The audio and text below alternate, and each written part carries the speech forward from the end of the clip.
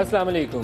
बरतानिया एक बैनुल-अक़वामी कॉन्फ्रेंस करने की कोशिश कर रहा है और उसका मकसद ये है कि जितने लोगों की ब्रिटिश वर्जिन आइलैंड में या दूसरी जगहों पे प्रॉपर्टी थी जिनके मालिकान का पता नहीं है, सब के मालिकान का नाम जो है वो पब्लिक किया जाए, अवाम को जानने का हक दिया जाए कि किस किस गैर मुल्की ने अपने मुल्कों के सरमाया चुराया और यहाँ ला के लगाया। इसके ऊपर उनका एक बयान भी आ गया कि अफगानिस्तान और नाइजीरिया ये मोस्ट करप्ट हैं। लेकिन कॉन्फ्रेंस से पहले आज एक ब्रिटिश वर्जिन आइलैंड की जानिब से स्टेटमेंट आ गई। उन्होंने कहा कि हम तो ऐसी ऑफशोर कंपनीज के मालिकान का नाम पब्लिक नहीं करेंगे। तो पनामा जो पेपर्स के अंदर जिन लोगों के नाम आए हैं या मोज़ैक फंसेका के साथ जिन्होंने रजिस्ट्रेशन करा के वो BVI फर्म्स बनाई, उन सब के लिए खुशी का मौका है कि अभी फौरी पकड़े नहीं जाएंगे, कुछ कोशिश करनी पड़ेगी। लेकिन पाकिस्तान के अंदर एक नई डेवलपमेंट है, वो ये डेवलपमेंट है और ब्रेकिंग न्यूज़ है कि जुमे को प्राइम मिनिस्टर ऑफ पाकिस्तान ने कौमी असम्बली में जाना था। अपोजिशन का मुतालबा था कि वो आएँ और 7 सवालात उन्होंने रखे थे कि इनके जवाब दें। लेकिन स्पीकर नेशनल असम्बली जो है उन्होंने अभी थोड़ी देर पहले बताया कि अपोजिशन के साथ उन्होंने अंडरस्टैंडिंग डेवलप की है, अब वो मंडे को आएंगे। अपोजिशन तो इसके ऊपर और तरीके से प्रोटेस्ट भी कर रही है। अभी वो कहते हैं कि हमें अभी बताया, पहले इसकी कोई खबर नहीं थी। लेकिन वज़ीर आज़म ने उससे पहले आज कुछ बयानात भी दिए जब वो वापस आ रहे थे, वो कैसा 1000 वाला एग्रीमेंट साइन करने के बाद। और उनका बयानात का तसलसल है जो पिछले कई रोज़ से आ रहे हैं कि कौमी असम्बली नहीं जाऊँगा, अपोजिशन को सवालात के जवाब नहीं दूंगा, ईवान के सामने जवाबदेह नहीं हूँ। हालांकि एक मुंतखब वज़ीर आज़म अगर किसी भी को भी जवाब दिया है तो सबसे पहले उसी ईवान को है जो उनको वज़ीर आज़म मुंतखब करता है। आज उन्होंने कहा क्या, पहले वो सुनते हैं फिर हम प्रोग्राम का सिलसिला आएंगे। सुनवाइएगा जी। कोई भी शख्स जो है कमीशन बनने की कोशिश ना करे। मैं सियासतदानों की बात कर रहा हूँ और कमीशन वाली बातें कमीशन में होंगी, पार्लियामेंट वाली बातें पार्लियामेंट कमीशन का इंतज़ार है और मेरी दिली ख्वाहिश है कि कमीशन बने। ये सवाल जवाब की खातिर नहीं हो रहा, इस सियासत की खातिर हो रहा है। कुछ लोगों ने तो पहले दिन से वज़ीर आज़म तस्लीम नहीं किया, वो तो न जाने मुझे किस तरह से बर्दाश्त कर रहे हैं वज़ीर आज़म पिछले 3 सालों से। उनका टारगेट करप्शन नहीं है, करप्शन को ख़त्म करना है, उनका टारगेट नवाज शरीफ है। सियासत में आके खोया है, पाया कुछ नहीं। गुज़श्ता रोज़ अपोजिशन ने 7 सवालात किए थे कि वज़ीर आज़म ने प्रॉपर्टीज़ कब ली, टैक्स दिया या नहीं लिया, और पूरी तफसीलात मांगी थी कि वज़ीर आज़म हाउस में आए और इन 7 सवालात के जवाब दें। आज अपोजिशन ने 7 सवालात उठाए और वो 7 सवालात ये हैं, क्या वज़ीर आज़म नवाज शरीफ का नाम पनामा पेपर्स में है? ये अब नून लीग वाले कई दिनों से ये प्रोग्राम्स के अंदर आते हैं ना, तो ये सवाल उठाते हैं कि वज़ीर आज़म का नाम पनामा पेपर्स में है ही नहीं। जो पनामा पेपर्स की अपनी वेबसाइट है ICIJ, जिसने ये सारा डेटा रिलीज़ किया था, वो बड़ी इंटरेस्टिंग स्टेटमेंट इसके ऊपर उन्होंने डाली हुई है। वो कहते हैं कि वज़ीर आज़म के 3 बच्चे हसन हुसैन और उनकी साहबजादी मरियम नवाज़, उनके नाम वहाँ कंपनीज रजिस्टर हैं और वहाँ उन्होंने प्रॉपर्टीज़ ख़रीदी हुई हैं। और ये प्रॉपर्टीज़ नीलसन और नेस्कोल कंपनी जो उनकी साहबजादी की मलकियत है 94 और 93 में ख़रीदी गई। और साथ अगली लाइन में वो कहते हैं वज़ीर आज़म नवाज शरीफ की जो पहली हुकूमत थी वो 93 में ख़त्म हुई वज़ीर आज़म के तौर पर। वैसे तो चीफ मिनिस्टर पंजाब वो 85 में बने थे। तो नाम उनका बार बार आता है। फिर ये भी इल्ज़ाम आता है कि वज़ीर आज़म के ऊपर, प्राइम मिनिस्टर नवाज शरीफ के ऊपर या शरीफ फैमिली के ऊपर करप्शन और मनी लॉन्ड्रिंग के इल्ज़ाम हैं। ये स्टार्ट पहला पैरा इसी से वो करते हैं, लेकिन वज़ीर आज़म की फैमिली इन इल्ज़ाम को जुटलाती है। तो ये सारी चीज़ें उस स्टेटमेंट के अंदर आज की तारीख में, अभी तक जिस वक्त मैं ये प्रोग्राम कर रहा हूँ, ICIJ की वेबसाइट के ऊपर ये सारी चीज़ें लिखी हुई हैं। तो इस सवाल का जवाब मेरे ख्याल में काफ़ी मुनासिब अल्फाज में दिया जा सकता है। दूसरा सवाल जो हुकूमत की जानिब से उठाया गया है, अपोजिशन माफ़ कराए गए कर्ज़ों की तहकीकात से पीछे क्यों हटी, अपोजिशन दौलत बाहर मुंतकिल कराने की तहकीकात से पीछे क्यों हटी। इसके हवाले से जस्टिस जमशेद अली की रिपोर्ट है। 1971 से लेकर 2009 तक उन्होंने जस्टिस जमशेद अली ने अभी सुप्रीम कोर्ट के ऑर्डर के ऊपर वो तहकीकात मुकम्मल की थी। जस्टिस इफ्तिखार चौधरी ने हुक्म किया था, रिपोर्ट मुकम्मल है, सज़ा हुकूमत को अभी देना शुरू कर देनी चाहिए। उन लोगों को तलब करे जिन्होंने माफ़ करवाया, वो कोई नाम भी हो, PTI का हो, पीपल्स पार्टी का हो, नून लीग का हो, किसी मीडिया वाले का हो, सुबह सारों की तलबी करवाएं, सजा दें, कोई रोक तो रहा नहीं। इसकी इम्प्लीमेंटेशन एक इशू बना हुआ है। तीसरा सवाल है अपोजिशन फोरेंसिक ऑडिट पार्लिमानी कमेटी से क्यों free, opposition Shoaib सडल judicial commission के जरिए तहकीकात से क्यों हटी, अपोजिशन दोबारा सवालनामे के जरिए पार्लियामेंट और अब नैब के मुतालबे पर क्यों आई। इसका जवाब मेरे ख्याल में इमरान खान को देना चाहिए। आप गोल पोस्ट शिफ्ट नहीं कर सकते। एक दिन आप मुतालबा करें कि सुप्रीम कोर्ट का कमीशन करे और एक दिन मुतालबा करें कि नैब क्यों नहीं करती।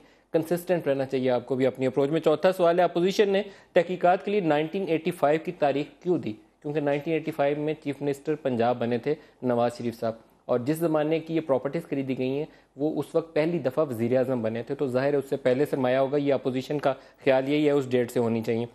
पांचवा सवाल है जी कि ऑफशोर कंपनीज के मालिक जहांगीर तरीन परवेज़ इलाही से पार्लियामान में जवाब क्यों तलब नहीं किया जाता। ये बड़ा मज़े का पॉइंट है पांचवा जी। पांचवा पॉइंट इसलिए मज़े का है कि ऑफशोर कंपनीज की के हवाले से जहांगीर तरीन की भी ऑफशोर कंपनीज हैं, अलीम खान की भी ऑफशोर कंपनीज़ हैं, परवेज़ इलाही के साहबजादे मुनस की भी ऑफशोर कंपनीज़ हैं। लेकिन ये एक सरप्राइज़ कह लें या इन लोगों की खुशकिस्मती कह लें, जो डाटा मोज़ैक फोंसेका का सामने आया है, जो पानामा पेपर्स हैं, उसके अंदर इनका नाम नहीं है। अभी तक सर्चेबल डेटाबेस में जो परवेज़ इलाही के बेटे का नाम नज़र आता है वो ऑफशोर लीक्स के हवाले से, और जो आज से 2 साल पहले हुई थी उसके हवाले से मुनस का नाम अभी भी मौजूद है। लेकिन ये करंट वाली ICIJ की जो फहरिस्त है, जिसे वो पानामा पेपर्स कहते हैं, उसके अंदर तीनों का नाम मौजूद नहीं है, लेकिन तीनों की ऑफशोर कंपनीज मौजूद हैं। छठा सवाल है कि अपोजिशन अभी तक सुप्रीम कोर्ट की गैर जानिबदारी पर यकीन रखती है, या अपोजिशन को खुद ही जवाब देना चाहिए। मेरे ख्याल में इसीलिए वो सुप्रीम कोर्ट के चीफ जस्टिस का मुतालबा कर रहे हैं, अगर उन्हें शक होता तो किसी और का मुतालबा करते। सातवां सवाल यह है कि सबको नैब तहकीकात के लिए नैब को अब तहकीकात के लिए क्यों तजवीज़ किया गया? पहले नैब को मुकमका कहकर मुस्तरद किया गया। ये भी खान साहब के लिए सवाल है। इमरान खान अगर गोल पोस्ट शिफ्ट करेंगे तो ऐसे सवाल सामने आएंगे। आज के प्रोग्राम में हमारे साथ मेहमान शख्सियात हैं। आबिद शेर अली PMLN से, अली मोहम्मद खान है पाकिस्तान तहरीक इंसाफ से, इसके अलावा सलमान अकरम राजा साहब लाहौर से हमें ज्वाइन कर रहे हैं, मारूफ माहिर कानून है। तीनों को खुशामदीद कहता हूँ प्रोग्राम में।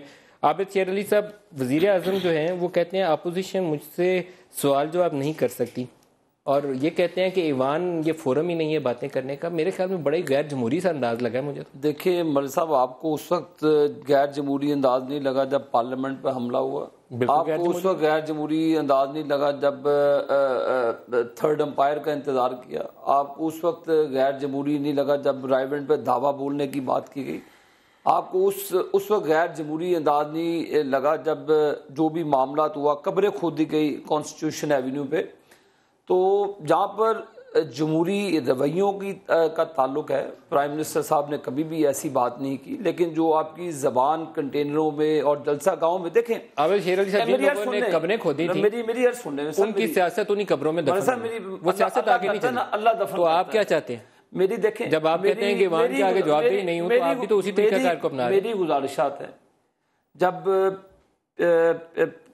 ऑपोजिशन ने मुतालबा किया जी कि आप सुप्रीम कोर्ट की तरफ एक जुडिशल कमीशन बना दें, वज़ीर आज़म साहब ने खुर्शीद शाह साहब से और भी लोगों से, इसहाक डार साहब ने मुलाकात की। उनका मुतफ़िका मुतालबा था, उसी मुताबिक हुकूमत ने चीफ जस्टिस ऑफ पाकिस्तान को ख़त लिख दिया कि जी आप कमीशन बना दें। जब ये मामला हुआ, फिर इमरान खान की पता नहीं वो जॉइंट जो अपोजिशन है उनको एतमाद में लेते कि नहीं लेते, वो जलसे में जो फिर आता है, कल वो नैब की तरफ चले गए, पहले उससे FIA की तरफ गए। यानी कि कोई ऐसा इदारा जिस पर आपको एतमाद हो। प्राइम मिनिस्टर ने भी कहा, चौधरी निसार साहब की भी आप अपोजिशन तो सारी मुश्तरका तौर पे मुतालबा कर रही है कि सुप्रीम कोर्ट से करवाएं। देखें, वो तो आप नहीं करवा रहे, देखें आप तैयार नहीं है। मेरे भाई जब केस अदालतों में जाते हैं, मलिक साहब ये एतजाज एहसन साहब हैं, इन पे भी बेशुमार LPG के कोटे के इल्ज़ाम हैं जो परवेज़ मुशर्रफ के दौर में इनकी पूरी लीडरशिप अंदर थी। इनको उन्होंने अवार्ड किया, वो LPG का, इनकी बेगम का नाम जिसने भी दिया इन्होंने। पता है आपको? और जी पता है आपको? तो नाम बताइए उसका। आपको पता नहीं है? परवेज़ मुशर्रफ के दौर में इन्होंने 2000 में आप सारे ही ऑपोजिशन, ये इनके एग्जाइल में थी लीडरशिप, और उसको सुप्रीम कोर्ट ने स्ट्राइक डाउन किया। और ख्वाजा मोहम्मद आसिफ साहब की पिटीशन थी, अगर लीगल होता तो वो उसको जारी सारी रखते। मेरी बात ये है कि देखिए, आप FIA पे जब चौधरी निसार साहब ने कहा जी ठीक है आप FIA कोई नाम दे दें, हम उनसे करवा लेते हैं, उससे भागे। फिर इन्होंने हुकूमत ने मेरी बात सुन, मेरे भाई होती तो जब इन्होंने कमीशन की बात की तो अपने TOR साथ रखते। इनको ये यकीन नहीं हो रहा था कि प्राइम मिनिस्टर साहब खत लिख देंगे, इनको किसी चीज का अली मोहम्मद खान साहब। अब इनकी बात आ गई है 7 सवालों तक आ गई है बात, ये हाल है इन लोगों। और कल 7 सवालों से भी फिर गए हैं उधर। मेरा एक और सवाल ले ले मलिक साहब, आप हम पे तो बड़ी तानाजनी वो सवालों से फिरते हैं, आप सुने। अब मेरी बात सुने, अलीम खान का नाम लिया, आप भी माशाल्लाह दुनिया में सफर करते हैं। 5 अपार्टमेंट लंदन के अंदर अलीम खान ने 29 लाख रुपया उनके जो। आबिद शेर अली साहब, आपको कौन रोक रहा है उसे पकड़ने से? मेरी जान, अलीम खान को पकड़ लेना। मेरी जान, आप देखें, अब देखें, आप सफर करते हैं माशाल्लाह लंदन।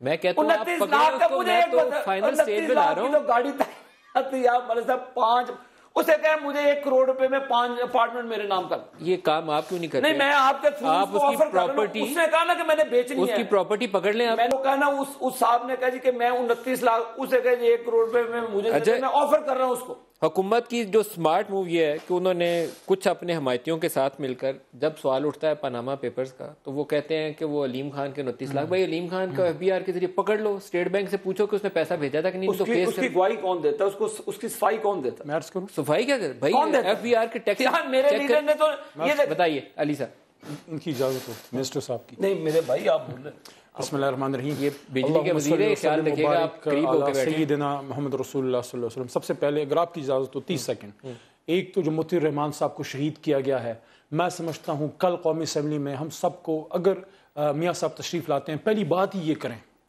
पाकिस्तान से मोहब्बत की सजा मिली है उसको। वो जमात इस्लामी का नहीं था, वो पाकिस्तान का शहदाई था, और उसने अपना माफ़ी नामे पे दस्तखत तक नहीं किए कि पाकिस्तान के लिए शहादत कबूल है। एक वो, दूसरा आपके प्रोग्राम में बड़े अरसे बाद मैं एक ख़ास वाक़े के बाद आया हूँ, गिलानी साहब के बरखुरदार हैं, तशरीफ़ लाएँ, हमारी तरफ से तहरीक इंसाफ से मुबारकबाद। अब आपके पॉइंट्स की तरफ सबसे पहली बात यह है, जनाब मोहम्मद रसूलुल्लाह सल्लल्लाहु अलैहि वसल्लम ने फरमाया कि तुमसे पहले कौमें इसलिए तबाह हुई कि ताकतवर के लिए कानून और कमज़ोर के लिए और। दो बातें बड़ी प्रोमिनेंट मुझे लग रही हैं। पिछले तकरीबन 30, 35, 40 दिनों से मैं पानामा पे रोज़ाना 2-3 प्रोग्राम में कर रहा हूँ। मियाँ साहब ने एक बात की तकरीबन 2 हफ्ते पहले कि मैं हाजिर हूँ, मेरा और मेरे ख़ानदान का एहतसाब किया जाए। फिर लाहौर में खान साहब ने, इमरान खान साहब ने एक बात की, मुझे वो बड़ी पसंद आई, इसलिए कि मैं लीडर था, वो बात बड़ी क्लियर है। फिर 2 बातों को मैं मिलाऊंगा। इमरान खान ने कहा कि हम एहतसाब चाहते हैं, लेकिन मियाँ साहब का पहले इसलिए कि मियाँ साहब बड़ी कुर्सी पे हैं, वज़ीर आज़म की कुर्सी पे हैं। उसके बाद आपने अगर एहतसाब करना है, तरीके इंसाफ में मेरे से शुरू करें, और जिसकी चाहते हैं अकाउंटेबिलिटी करें। क्लीन चिट है हुकूमत के पास। अब 2 बड़े लीडर्स के बयान सामने आ गए। मियाँ साहब कहते हैं मैं तैयार हूं, इमरान खान साहब कहते हैं सबका करें, हमारा भी करें। नौ, अब मसला किधर?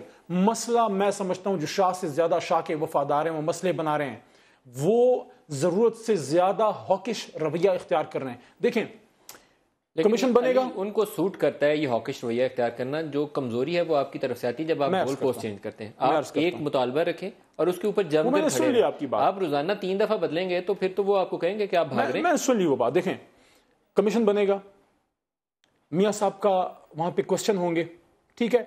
अब सवाल ये है, नदीम मलिक साहब, आप तकरीबन 25-30 साल से, जहां तक मेरी नॉलेज है, आप इस मुक़द्दस पेशे से आप मुंसलिक हैं।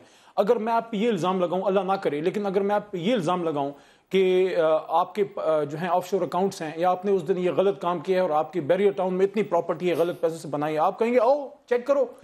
अगर मैं आपको ये कहूं कि नदीम मलिक साहब, अगर मैं ये कहूं कि नदीम मलिक साहब कल की नहीं, सर प्लीज, मैं आपको इंटरप्ट नहीं कर रहा था, I am building an argument. अगर मैं आपको ये कहूं नदीम मलिक साहब 3 साल के नहीं, 1980 से आप कहते साहब होगा, आप कहोगे यार जब से पैदा हुआ तब से करो। अगर आपके हाथ साफ है मियां नवाज शरीफ साहब, तो ये 7 के 7 पॉइंट्स आपके लिए बिल्कुल लेग साइड पे फ्री वॉली है, छक्का मारें, आप आए कहीं मेरा एहतसाब करो। वजीर आज़म पहले क्लीन चिट लो, है ही नहीं है, पहले क्लीन तो चिट लो, पहले होना चाहिए, पहले क्लीन चिट लेकिन लो। आप रोजाना मुतालबा क्यों नदीम बदलते हैं? साहब मैं बताता हूं, उस पे मैं आता हूं। पहले मियां साहब आप क्लीन चिट लो उस ऐवान से भी जिसने आपको इज्जत दी। आप हजरत उमर से बड़े नहीं। अगर हजरत उमर रज़ी अल्लाह अन्हु क्वेश्चन हो सकते हैं तो आप हो सकते हैं, हम सब उनके पैरों की खाक हैं। आप ये बात कैसे कर सकते हैं? मैं जवाब देने हूं। एक बात। दूसरी बात, अगर आपको क्लीन चिट मिलता है, अगर आपके हाथ साफ है तो साफ से मत डरिए। आप कहें 1981 से नहीं 1947 से करो, सबका करो। और उसके साथ साथ एक और बात आबिद साहब, और उसके साथ आखिरी बात, मेरी जमात के अली मोहम्मद, अलीम खान, जहांगीर तरीन, जिसका भी एहतसाब करना चाहें आपके हाथ खुले हैं।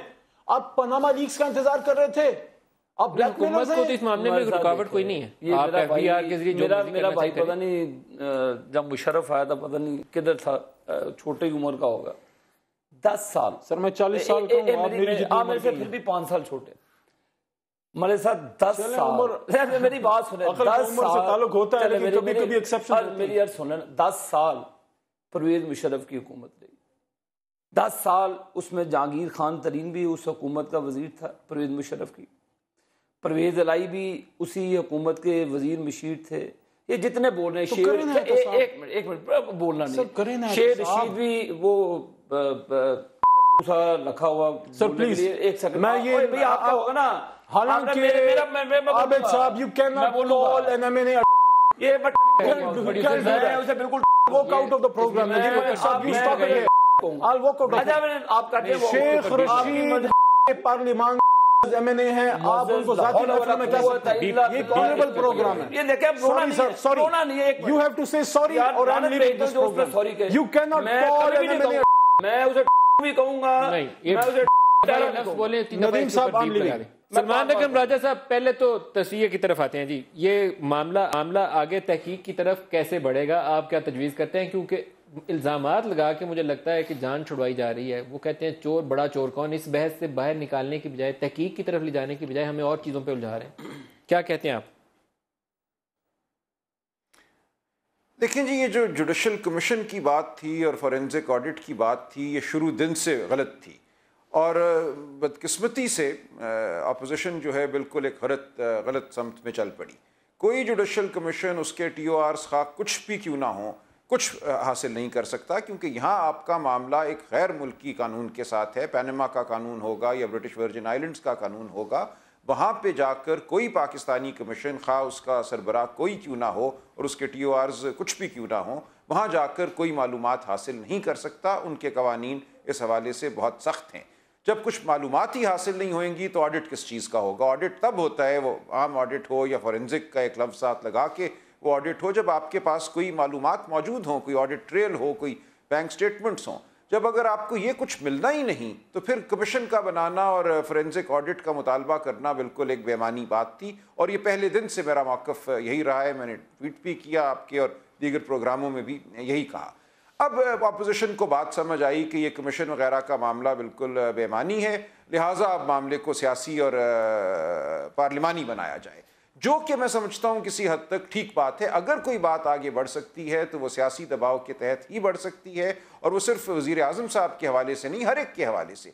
जो कोई भी सियासत से मुंसलिक है पाकिस्तान में और उसके हवाले से अगर कोई सवाल उठा है तो उसको अपना सियासी वक़ार कायम रखने के लिए अवाम के सामने आना होगा, पार्लियामान के सामने आना होगा और जवाब देना होगा। देखिए, कमीशन को लेकिन क्या पार्लिमानी सियासत में ये रवैया ठीक है सलमान अकरम राजा साहब के वज़ीर आज़म कहें कि मैं तो ईवान में आके ऐसे सवालों का जवाब नहीं देता, ये तो कमीशन बनेगा तो वहाँ जवाब दूंगा? पार्लियामान में तो मेरे ख्याल में अव्वलीन तरजीह होनी चाहिए वज़ीर आज़म के लिए भी कि वो आएँ और अपना आप पेश कर दें। देखिए, ये तो मैं हम सब मुख्तलिफ ममालिक की जो पार्लिमानी रविश है या अक़दार हैं उनको देखते ही हैं, लेकिन कमीशन को क्यों मैं एक सही बेसूद कहता हूँ। देखिए, कमीशन जो है, जो TORs अपोजिशन ने अब तजवीज़ किए थे और जिनसे अब शायद वो बहुत ज़्यादा ख़ुद भी मुतासिर नहीं हैं, उसमें यह था कि कमीशन को ये इख्तियार हासिल हो और कमीशन के पास पावर ऑफ अटर्नी हो मुख्तलिफ लोगों की तरफ से कि वो जाके उनसे ना सिर्फ सवाल पूछे, उनसे उनकी मासूमियत के बारे में या गुनाह के बारे में कोई हतमी राय ले, ख़ुद जो लोग उसके सामने पेश हों उनसे, और उनकी पावर ऑफ अटर्नी के साथ दीगर ममालिक में जाकर भी मालूमात हासिल करें। देखिए, कमीशन का ये काम नहीं होता। कमीशन ऑफ इंक्वायरी जो है वो कोई कन्फेशन चेम्बर नहीं है, वो इंक्विजिशन नहीं है, एक ईसाई पादरी नहीं है जिसके पास जाके आप अपने दिल का बोझ हल्का करें। कमीशन का काम ये है कि वो इंक्वायरी करे, सवालात पूछे, मालूमात हासिल करने की कोशिश करे। और ये सवाल नहीं होता कमीशन का कि बताओ तुम गुनाहगार हो कि नहीं हो। कमीशन यही पूछ सकता है कि ये मामला जो है ये हमारे सामने शवाहिद आए हैं। ब्रेक ले लें राजा साहब, ब्रेक ले लें वापस।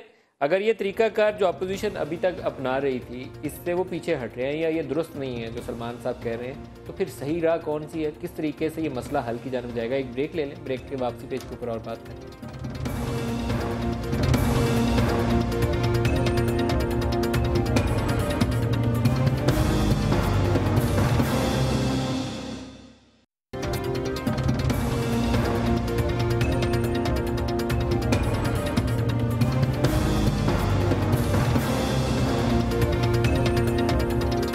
प्रोग्राम में दोबारा आपको खुशामदीद कहते हैं। अली, आपका डिसएग्रीमेंट है जो बात सलमान राजा साहब ने कही? उन्होंने कहा कि ये जो कमीशन विशन और फोरेंसिक ऑडिट थी ये मुतालबा ही आप गलत कर रहे थे। जी, असल में he is a senior lawyer, लेकिन डिसएग्रीमेंट तो हर जगह हो सकती है। बड़े अदब के साथ मैं अर्ज़ करूँगा कि सुप्रीम कोर्ट की जब ऑनरेबल चीफ जस्टिस साहब के नीचे जब कमीशन बनेगी, it will be not a judicial commission, it will be a judicial inquiry commission. अब जज साहिबान ने खुद जाके पनामा में इन्वेस्टिगेशंस नहीं करनी, they can take an advantage, they can take a help out of any agency inside और आउटसाइड ऑफ पाकिस्तान, वो इंटरनेशनल फोरेंसिक ऑडिट के एक्सपर्ट्स की हेल्प ले सकते हैं। उसके लिए वो they can just assign them. राजा साहब का पॉइंट ऑफ व्यू ये है कि उनके पास वो ताकत है ही नहीं कि जाके वो ब्रिटिश वर्जिन आइलैंड से या पनामा से वो चीजें ले सकें, तो ऑडिट कैसे करेंगे? मैं अर्ज करता हूँ, देखें, अगर आपको याद हो जरदारी साहब की ऑडिट मियाँ साहब इन लोगों ने करवाई थी कि इंटरनेशनल फोरेंसिक ऑडिट टीम से, वो नाम मुझे अभी ज़हन में नहीं है, लेकिन इन्होंने करवाई थी। अगर एक हुकूमत करवा सकती है तो supreme court of Pakistan TOR पे क्यों बहस चल रही है? उसकी वजह यह है कि जो ऑनरेबल चीफ जस्टिस साहिबान हैं वो TOR से बाहर जा नहीं सकेंगे। अगर TOR आपने उनको ऐसे नहीं बना के दिए जिससे इस चीज़ की सही तह तक वो पहुंच सके, बदनामी फिर उन चीफ साहब की होगी, मसला ख़राब हो जाएगा। मैं समझता हूं अगर आप उनको ऐसा लॉ बना के दें जिसमें उनको इख्तियार हो कि वो हायर करें इंटरनेशनल फोरेंसिक ऑडिट, तो फिर हो सकता है। दिल जमी से कह रहे हैं, बड़े कॉन्फिडेंस से कह रहे हैं कि जनाब कुछ भी नहीं होने वाला, हमारे हाथ साफ हैं, तो फिर इनके मुतालबे वाला कमीशन बना दे। आप मैं आता हूँ आपकी तरफ राजा साहब, इनके मुतालबे वाला कमीशन 2 मिनट आपके चाहूंगा। हमारा तो 10 साल कमीशन परवेज मुशर्रफ का और उनकी कैबिनेट का जो ये शोर कर रहे हैं, ये 10 साल इन्होंने हमारा सख्त तरीन पाकिस्तान में किसी भी हुक्मरान का या एक्स प्राइम मिनिस्टर का या उसकी फैमिली का, उसके बच्चों का इतना कड़ा एहतसाब नहीं हुआ। अटक किले से लेकर सऊदी अरेबिया और जहाँ तक आपकी ताकत थी, एक धेले की करप्शन या कोई ऐसी इल गॉटन मनी आप मेरी लीडरशिप पर, उनके बच्चों पर साबित नहीं कर सके। जनरल परवेज मुशर्रफ के दौर की बात करूँ जहाँ पे चिड़िया भी ऐसे नहीं होती थी। साफियों को भी आज 12 मई का दिन है, जो आपको बड़ी अच्छी तरह से मेरी बात के बाद मियां साहब के ऊपर मेरी यार सुनने देखें मैं साहब, आप भी डिस्टॉर्ट करते फैक्ट को। जो प्राइम मिनिस्टर साहब ने भी स्टेटमेंट दी, जो आप जिक्र खैर बार बार कर रहे हैं, उन्होंने कहा जो पार्लियामेंट के मुतालिक बात होगी मैं पार्लियामेंट में करूंगा, जो कमीशन के मुतालिक बात होगी मैं कमीशन को जवाब दूंगा। देखें भाई, एक मुंतखब वज़ीर-ए-आज़म में और एक मिलिट्री डिक्टेटर में इतना तो फर्क होना चाहिए कि मुंतखब वज़ीर-ए-आज़म सवालों के जवाब दें। देखें वो कौन से सवाल का जवाब दिया बताइए। मेरे मकसद देखें, मैंने खुद को एहतसाब के लिए पेश कर दिया, क्या बिल्कुल अपने पूरे खानदान को ये टिके तो सही, किस सवाल का जवाब दिया भाई मोहतरम, ये टिके तो सही यार। FIA से तो बहुत कमजोर है, खुद महसूस करता हूँ ये सुप्रीम आपका केस मजबूत करने में इनका हाथ है। हमें पता तो चले मेरे भाई ये खड़े कहाँ पे हैं, ताकि इनका हम कहते हैं कि कई जगह खड़े हो जाएं। अब कल इमरान खान ने वो उधर TOR बना रहे सवाल, उसने कहा जी कि नैब की तरह नैब को भेज दो। यार मलिक साहब मेरी बात सुन ले, एक जगह खड़े हो जाए। इसका मैं अल्लाह करे आप खड़े हो जाए, आपको समझ आ जाए, समझ बूझ आ जाए। उधर मियां साहब कासा 1000 को गए पाकिस्तान आज वो के लिए, BBC और इधर ये रोई जा रहे हैं। BBC में एक आर्टिकल भी है उर्दू में, उन्होंने कहा कि अपोजिशन और हुकूमत वाले पिंग पोंग खेल रहे हैं, मकसद एक ही है कि कौम को आरे लगाई रखो। उसे कह रहा है, उसे कह रहा है, इससे आगे नहीं, तहकीक कोई नहीं। BBC की क्रेडिबिलिटी तो इतनी है कि that is the biggest propaganda machine in the world. आप प्रैक्टिकली उसका इजहार तो ये कर रहे हैं, जो उनके मफाद की है वो करेंगे, मेरे भाई को जवाब तो दिया, वो करेंगे। मेरे भाई के लीडर को अपने नदीम मलिक साहब पे, मुझे तो पाकिस्तान में नदीम मलिक साहब पे एतमाद है। मैं इनके सवाल के जवाब देना चाहता हूं, जो आपने भी रेस किया। बन्नू की बात ना करें, नुकसान पहुंचेगा आपको। मैं क्यों ना करूं बन्नू में, आप पे एतमाद किया बन्नू की आवाम में, मैंने तो नहीं किया। बन्नू की बात ना करें, नुकसान पहुंचेगा। मलिक साहब ये बन्नू हमारे पे हुआ था, तो आपने 6 प्रोग्राम करने थे बन्नू के। अच्छा, बन्नू पे हुआ क्या था? मुझे 6 प्रोग्राम करने थे। प्रोड्यूसर साहब वो शॉट है आपके पास? सुनाए, उन्होंने कहा जी तब्दीली आ गई, उन्होंने कहा नहीं, उन्होंने कहा करप्शन खत्म हुई, कहते नहीं, उन्होंने ये स्कूलों की हालत बेहतर हुई, के नहीं। अब फिर इससे आगे मैं क्या, अब मैं अर्ज कर लूं अपनी बात? नहीं यार, पूरी कौम ने सुना। अगर यही मियां साहब पे इल्जाम होता, मियां साहब पे क्या होता था जब मियां साहब जलसा करते थे? वो भी कह के बताइए, एक मिनट ठहरे। शेर और मियां साहब जब आते हैं शेर का नारा लगता है। एक और होता है, उन्होंने कल खुद ही अपने ऊपर लगा दिया। वो नारा क्या लगता है? साबिर शाह ने नारा लगा दिया था, क्या था? गो नवाज गो, साबिर शाह ने लगा दिया था मेरे ख्याल में।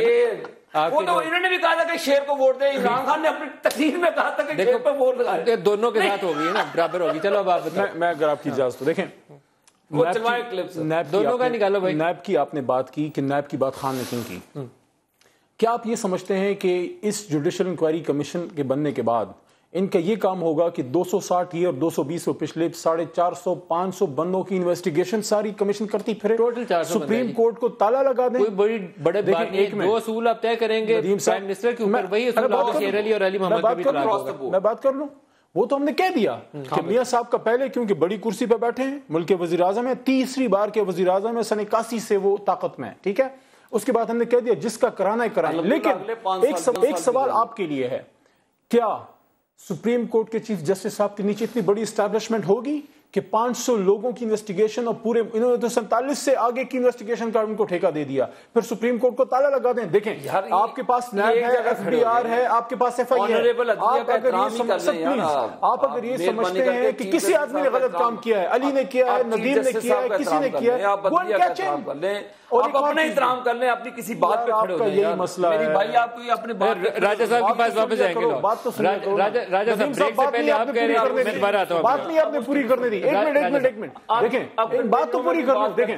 अगर ये कमीशन ना बनता तो क्या ये इदारे इन लोगों को पकड़ते या ना पकड़ते? इन इदारों ने पिछले 40 दिनों में क्या किया, मुझे इसका जवाब दें। इन्होंने जो पिछले 70 साल में किया अभी भी वही कर रहे हैं, बैठे हुए 40 दिनों में क्या किया? ना एफबीआर कुछ कर रहा है ना नैब कुछ कर रहा है। प्राइम मिनिस्टर तो यही बात करें, इमरान खान आपको पकड़ता है ना इनको पकड़ता है। अगर ये काम करते होते आप दोनों कहते हैं राजा साहब प्राइम मिनिस्टर अपने आप को इन्होंने इल्जाम लगाया धांधली का, अपने आप को लेकर गए पब्लिक में। क्या किया उन्होंने? मैंने पेश कर दिया, क्या पेश किया? जीत गए। बताएं मुझे कितना टैक्स दिया इन्होंने कब कंपनी खरीदी? यार देखें पैसे कैसे दिए?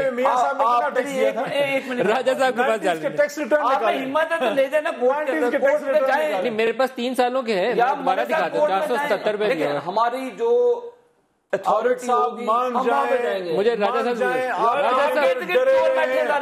शेर डरा हुआ है, शेर उसी तरह शेर डरा हुआ है। सिलसिले तो आपके जलसों में आते हैं, ख्वातीन के साथ बदतमीजी होती है। पनामा लीक्स ने हमारे शेर को डरा दिया। जहां पे जाते हैं डरा हुआ है, जवाब देने से डरा हुआ है, जहां पे जाते हैं मनूस ही है, सबसे डरा हुआ है। उनके लिए भी मनूस है, लोगों के लिए भी मनूस है। शेर डर गया, कई दीवारें गिर जाती हैं, कई ख्वातीन शेर को वो भी कहेंगे शेर को तावीज की जरूरत है, शेर को डर के तावीज की जरूरत है। इसे कहते हैं शेर। अच्छा मैं असेंबली में जाके राजा साहब आप भाग जाते हैं, तुम आगे भाग जाते हैं असेंबली से, टीए पूरे लेते हैं। अच्छा आप आते हैं हाजिरी लगा के। अच्छा आप एक मिनट अच्छा हाजिरी लगाते चले। आपको पता है कमाल का रिकॉर्ड है जो प्राइम मिनिस्टर नवाज शरीफ है, ये हाजिरी लगाते चले। 70 साल की तारीख में 70 साल की तारीख में वजीर आजम नवाज शरीफ शायद अकेले वजीर आजम है जो 3 सालों में 36 दिन हाउस के अंदर गए। ये वजीर आजम पाकिस्तान का रिकॉर्ड है। ट्रॉफी मिलनी चाहिए आपको। राजा साहब कितनी मरतबा आया असेंबली के? वो 35 दिन गए होंगे, आप 36 गए, वो 35 दिन गए होंगे। राजा साहब शेर को पानी पिलाएं। अच्छा राजा ये इनका पार्लियामेंट के ऊपर इत्मीनान है, शेर को पानी पिलाएं। राजा साहब आप फरमाइए, अगर ये तरीकाकार जो अभी तक है ये नतीजा खेज नहीं हो सकता तो आप तजवीज़ क्या करते हैं? किसी चोर को पकड़ना भी तो है, सजा भी तो देनी है किसी को। तेरे साथ ऐसे ही प्रोग्राम हो सकता है। देखिए ज़रा मुझे फिर वजाहत करने दें। जो मैंने बात की, जुडिशल कमीशन बन जाता है, फ़र्ज़ कीजिए वो कहते हैं हम 3 माह में 4 माह में रिपोर्ट पेश करेंगे। लेकिन जब एक जुर्म की तफ्तीश हो रही होती है और तफ्तीशी अफसर तफ्तीश कर रहा होता है तो वो लगा रहता है। जो हवाला दिया अली मोहम्मद साहब ने जरदारी साहब के हवाले से, वो 7-8 साल तफ्तीश चलती रही और खुशकिस्मती उनकी वहाँ ये हुई कि स्विट्ज़रलैंड में मुकदमे बन गए और उन मुकदमों के नतीजे में स्विस हुकाम ने और स्विस तफ्तीशकारों ने बहुत सा मवाद इकट्ठा कर लिया जो हमें मिल गया। आम तौर पे ऐसा नहीं होता। अब अगर पैनमा में कोई मुकदमा बन जाए और वहाँ पे कोई दस्तावेज़ात सामने उस मुकदमे के नतीजे में आ जाएं तो हमें वो मिल जाएंगी। लेकिन उसके अलावा वहाँ का कानून ऐसा है, पूरी उनकी मईशत का दारो मदार राजदारी पे है। वो राजा साहब वैसे यहाँ मैं एक सवाल आपसे ऐड कर लूँ। अभी अमेरिका ने पनामा के साथ एग्रीमेंट किया, उन्होंने कहा जो हमारे नेशनल जिनके यहाँ अकाउंट्स हैं और जिन्होंने यहाँ इन्वेस्टमेंट की या पैसा लेकर आए उसकी पूरी तफसील आप अमेरिकन बैंक्स के साथ शेयर करें। तो उन्होंने बाय लॉ उसको पाबंद कर दिया कि हमारे साथ वो डाटा शेयर करें। तो ये एग्रीमेंट आप भी करना चाहें तो आपके लिए रुकावट नहीं है, हुकूमत पाकिस्तान को नहीं हम नहीं कर सकते। देखिए नहीं कर सकते हम ऐसा, हमसे क्यों करेगा पैनामा ऐसा एग्रीमेंट? ये समझने की ज़रूरत है। ऐसा एग्रीमेंट स्विट्ज़रलैंड ने भी किया है अमेरिका के साथ। उसकी वजह यह है कि स्विट्ज़रलैंड को अमरीकी हुकूमत ने यह कहा था कि अगर आप ये एग्रीमेंट हमारे साथ नहीं करेंगे तो आपके बैंक हमारे मुल्क में काम नहीं कर सकते, और स्विस मईशत लरज़ गई थी। यही हाल पैनामा का है। पाकिस्तान और पैनामा की क्या तिजारत है, कितनी इन्वेस्टमेंट है, पैनामा को क्या लगे? अगर कल पाकिस्तान ये कह दे कि हम पैनामा से तिजारती ताल्लुकात ख़त्म करते हैं तो पैनामा को शायद कोई फ़र्क नहीं पड़ेगा। लेकिन अमेरिका अगर ये कह दे तो पैनामा की इकानमी तबाह हो जाएगी। ये बहुत बड़ा फ़र्क है। अगर अमेरिका किसी से मुतालबा करता है तो उनको वो मुतालबा मानना पड़ता है, मुआहदा करना पड़ता है। हम कोई मुतालबा करेंगे तो मुझे इख्तिलाफ है। आप इसे ब्लैक स्पॉट्स, आपके पास एक टर्म होती है ब्लैक स्पॉट्स टैक्स के इस्तेलाह में आप डिक्लेयर कर सकते हैं, वहां इन्वेस्टमेंट को आप डिसअलाउ कर दें, इलीगल हो जाएगी। कर कर देना वो तो हम कर सकते हैं, लेकिन अब तो मामला ये है कि जो पहले हो चुका उसका खोज कैसे लगाया जाए। आइंदा के लिए तो हम कह सकते हैं कि किसी पाकिस्तानी को इजाजत नहीं है कि वो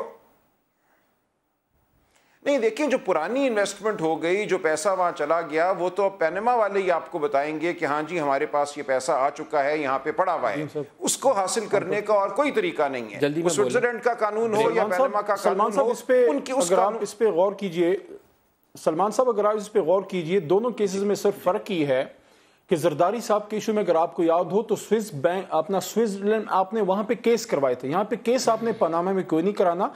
इंटरनेशनल फोरेंसिक ऑडिट टीम्स ने पनामा से सिर्फ वो इंफॉर्मेशन लेनी है जो उन्होंने लीक की है, जो उनको they are now morally and legally bound कि वो इंफॉर्मेशन वो शेयर करें क्योंकि वो लीक हो चुकी है। आपने सिर्फ वो इंफॉर्मेशन लेनी है। केस हमने पनामा में नहीं, केस पाकिस्तान। एक ब्रेक ले लें जी, ब्रेक से वापसी पे इस पे और बात करते हैं। हमारे साथ